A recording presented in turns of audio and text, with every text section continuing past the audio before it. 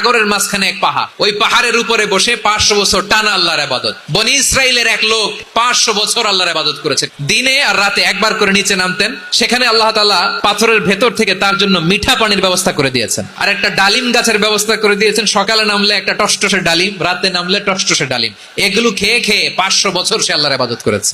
আল্লাহর দরবারে কিয়ামতের কঠিন ময়দানে যখন লোকটা হাজির হয়ে যাবে, আল্লাহ বলবেন 500 বছর ইবাদত করছে তো আমার দয়ায় আমার বান্দারে জান্নাত দাও। এই বান্দা বলে বালবি আমালি, আল্লাহ তোমার দয়া লাগবে কেন, আমি আমার আমল দিয়ে জান্নাতে যেতে চাই। আল্লাহ বলবেন তাই, ঠিক আছে, তোমার 500 বছরের ইবাদত এক পাল্লায় রাখো। আমি যে দয়া করে এই দুনিয়ার সৌন্দর্য দেখার জন্য তোমারে 2টা চোখ দিয়েছিলাম, 2টা নয়, একটা চোখ আরেক পাল্লায় রাখো। রাখা হবে, দেখা যাবে ওই 500 বছরের ইবাদত হালকা হয়েছে, আর মুহূর্তের মধ্যে আল্লাহর দেয়া একটা চোখের নেয়ামত ভারী হয়ে গিয়েছে।